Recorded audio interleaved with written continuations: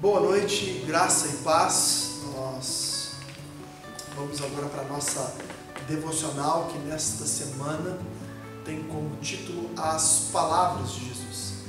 Nós iremos mergulhar nas últimas frases ditas por Jesus até a sua ascensão. E a cada dia nós vamos trabalhar sobre essas últimas palavras, nós vamos trabalhar sobre essas últimas frases de Jesus. E eu gostaria hoje de usar como base para conversarmos um pouco o texto de Lucas, para início de conversa, o texto de Lucas, capítulo 23, versículo 34, quando a palavra de Deus diz o seguinte: Jesus disse: Pai, perdoa-lhes, porque eles não sabem o que estão fazendo. A palavra que eu gostaria de trazer para você nessa noite é uma palavra de perdão. E Jesus, já na sua crucificação, libera esta palavra de perdão sobre a vida daqueles que estavam o crucificando. E Jesus tem total autoridade para falar a respeito de perdão e para nos ensinar a respeito do perdão, e para que possamos, após aprender a respeito dele, praticá-lo para que a glória de Deus se manifeste nas nossas vidas. Porém, falar sobre perdão é entrar em um terreno um tanto quanto complexo. Falar sobre perdão é, sem sombra de dúvidas, algo muito desafiador para cada um de nós. Falar sobre perdão fere o nosso ego, esmaga o nosso orgulho, faz dar um nó em nossa garganta. E é interessante porque certa vez um dos apóstolos, um dos discípulos de Cristo, falou com ele a respeito do perdão. Mais precisamente, Pedro, ele perguntou algo para Jesus sobre o perdão. Mateus, no capítulo 18, versículo 21, as Escrituras Sagradas dizem o seguinte: Então Pedro, aproximando-se, lhe perguntou: Senhor, até quantas vezes meu irmão pecará contra mim que eu lhe perdoe? Até 7 vezes? Nós sabemos que o número 7 representa conclusão. O número 7 é um número que simboliza perfeição. Quando Pedro ofereceu perdoar um sujeito que fez algo contra ele até 7 vezes, ele deve ter pensado que estava oferecendo todo o perdão do mundo. Na verdade, sem querer julgar a Pedro, eu acredito que ele provavelmente deveria estar pensando que estava ganhando créditos com Jesus por sugerir algo tão generoso, algo tão piedoso de sua parte. Mas aí vem Jesus e lhe responde de uma forma que deve ter chocado a Pedro completamente. E a resposta que Jesus dá a Pedro é uma resposta que pode nos chocar também. Mateus capítulo 18, versículo 22 diz o seguinte: Jesus respondeu: Eu lhe digo, não até 7, Pedro, mas até 70 vezes 7. É claro que Jesus não está dizendo que eu e você precisamos perdoar alguém 490 vezes e depois disso podemos quebrar a cara das pessoas. É claro que Jesus não estava querendo ensinar a Pedro que ele deveria perdoar 490 vezes e depois odiar as pessoas e depois ter todo o direito de revidar as pessoas e de ter todo o direito de ofender as pessoas e não carregar desaforo para casa. Não, não é isso. O que Jesus está querendo dizer aqui é que o nosso perdão ou a nossa disponibilidade em perdoar não pode ter limites, não deve ter limites. A intenção de Jesus não era dar a Pedro uma nova quantidade para o perdão. O que Jesus queria apresentar era um sistema de perdão completamente novo, completamente diferente, que eu gostaria de chamar aqui nessa breve devocional de um sistema 70 vezes 7. O que Jesus está dizendo é que devemos pegar as ofensas que foram feitas a nós e colocá-las aos pés da cruz, onde é o seu lugar. Não importa qual seja a ofensa, não importa o que fora feito contra nós, nós sempre precisamos estar dispostos a perdoar. Com este sistema 70 vezes 7, Jesus está dizendo para mim e para você nesta noite: não existe limites para quantas vezes eu irei lhe perdoar. Eu quero dizer exatamente isso para você nessa noite, meu irmão, para você nessa noite, minha irmã. Não importa o que você tenha feito, não importa quais tenham sido as suas mazelas até o dia de hoje, o Senhor está lhe oferecendo perdão. O Senhor está lhe oferecendo uma nova oportunidade para que você possa viver uma nova história com Ele. O que Jesus também está querendo nos dizer aqui nessa noite é que não existe limites também para quantas vezes Ele irá nos empoderar para perdoar os outros, para liberar perdão sobre a vida dos outros. O que Jesus está querendo nos dizer é que não há limites para quantas vezes Ele pode curar o nosso coração partido, quando o nosso coração estiver machucado.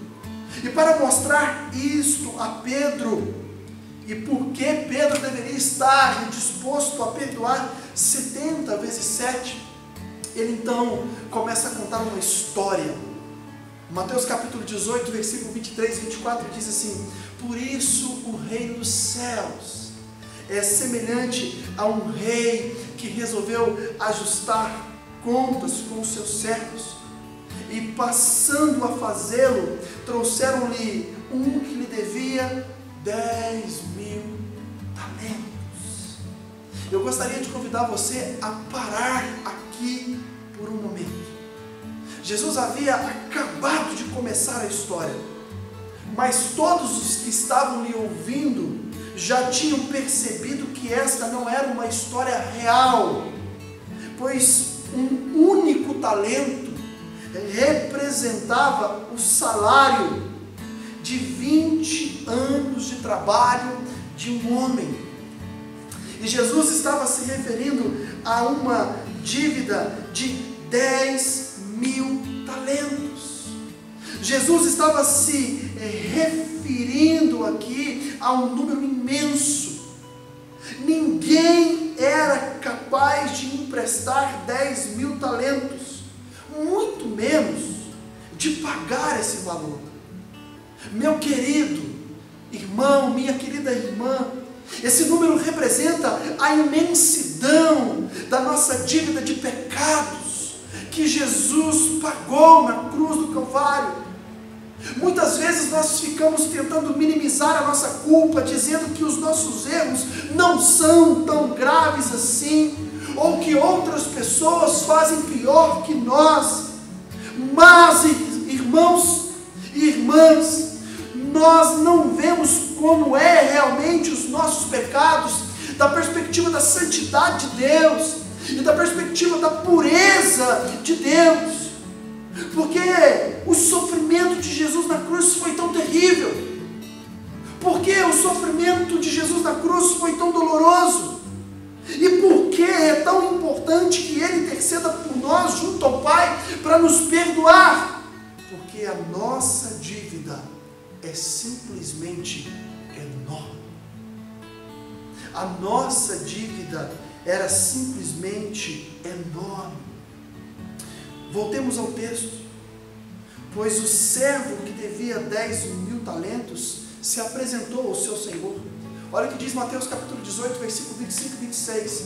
Como não tinha condições de pagar, o Senhor ordenou que ele, sua mulher, seus filhos e tudo que ele possuía fossem vendidos para pagar a dívida. O servo prostrou-se diante dele e lhe implorou: tenha paciência comigo e eu te pagarei. Veja o que acontece a seguir, versículo 27. O Senhor daquele servo teve compaixão dele, cancelou a dívida e o deixou ir. Uma dívida de zilhões, simplesmente quitada, simplesmente zerada. Quando eu e você nos tornamos seguidores de Cristo Jesus, Foi exatamente isso que aconteceu comigo e com você. Deus cancelou a nossa dívida, a nossa imensa dívida, a nossa, humanamente falando, impagável dívida, e nos deixou ir, e nos fez livres dessa dívida. E o que esse servo faz então? A Bíblia diz que ele encontra um outro servo, um homem que lhe devia 100 denários. Mateus capítulo 18, versículo 28, parte A diz: mas quando aquele servo saiu, encontrou um de seus conservos que lhe devia 100 denários. Um denário era o valor do salário de um dia. Então essa dívida, embora significativa, era pequena demais, comparada à enorme dívida que lhe havia sido perdoada. Mas preste atenção, esses 100 denários podem simbolizar aqui para nós os tipos de ofensas que nós cometemos uns com os outros diariamente. Coisas como, por exemplo, sermos traídos, enganados, desrespeitados e por aí vai. Essas ofensas, elas são reais. Essas ofensas, elas existem. Elas são significativas. Elas são importantes para nós. Mas se colocadas ao lado da conta que tínhamos com Deus, são como um montinho de areia perto de uma montanha. É para isso que eu gostaria de chamar a sua atenção aqui nessa noite, nessa devocional.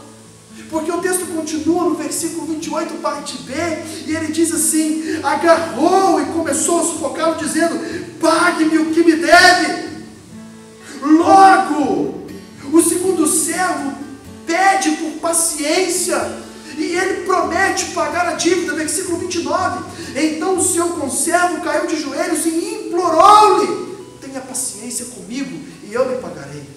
Em outras palavras, ele respondeu exatamente a mesma coisa que o primeiro servo respondeu quando fora confrontado pelo rei.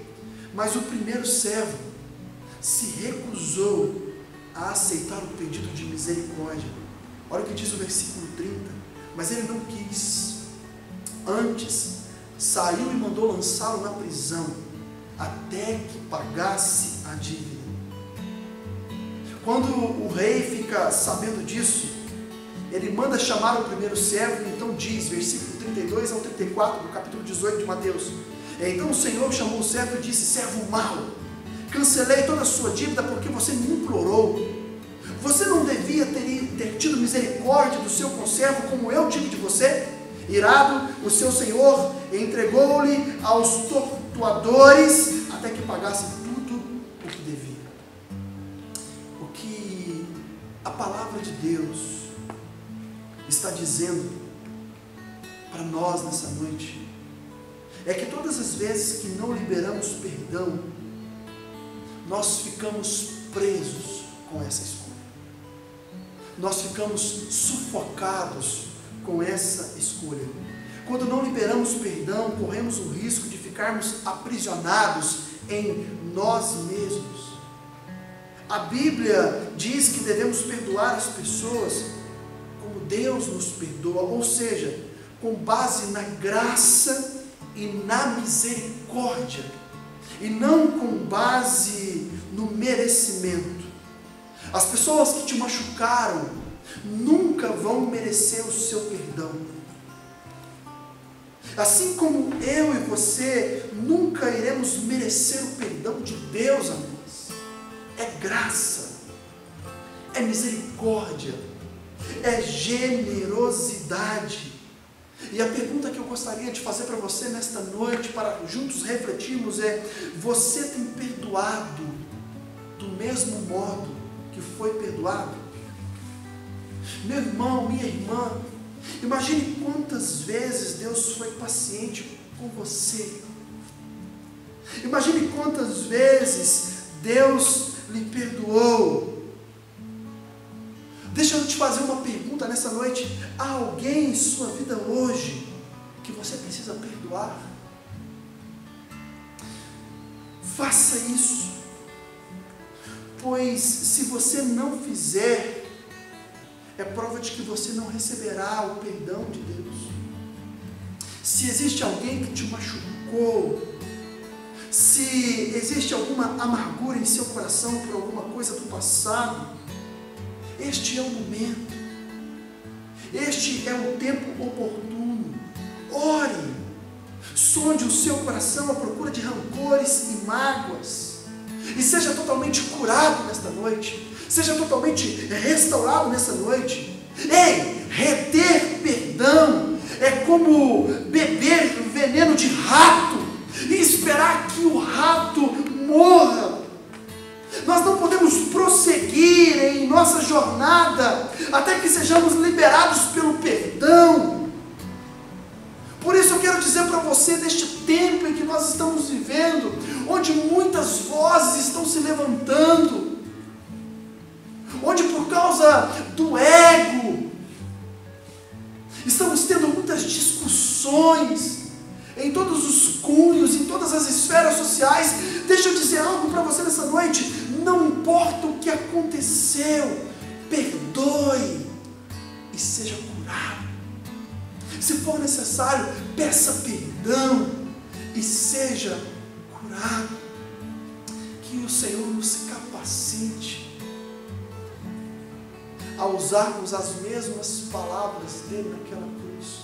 Pai, perdoa-os, porque eles não sabem o que estão fazendo.